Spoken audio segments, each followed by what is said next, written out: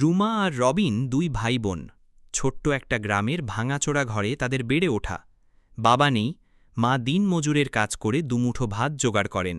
রুমা স্কুলে যেতে খুব ভালোবাসে, কিন্তু অনেক সময় বই খাতা কেনার টাকাই থাকে না। তখন ছোট ভাই রবিন তার পুরনো খাতার পাতা ছিঁড়ে রুমার হাতে দেয়, বলে, তুই পড় আপু, আমি লিখব না, তাতে কিছু যায় আসে না। একদিন বর্ষার রাতে ঝড় বৃষ্টি শুরু হলো। খড়ের চাল দিয়ে পানি পড়ছে, ঘরে খাবারও নেই। রুমা কান্না করতে করতে বলল, ভাইয়া, যদি আমাদেরও একটু ভালো ঘর থাকত, যদি মা এত কষ্ট না করত। রবিন ছোট্ট হাতে বোনের চোখের জল মুছে দিয়ে বলল, কাঁদিস না আপু, আমি বড় হয়ে টাকা রোজগার করব। তুই শুধু পড়াশোনা কর, আমি তোর জন্য সব কিছু করে দেব। রুমা মুচকি হেসে ভাইকে জড়িয়ে ধরল। সেই মুহূর্তে তাদের ভাঙা ঘরটাও যেন উজ্জ্বল হয়ে উঠল ভালোবাসার আলোয়।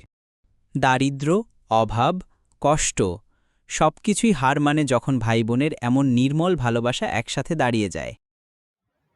এখানে আমরা দেখলাম ভাই বোনের ভালোবাসা নিয়ে একটি ছোট গল্প।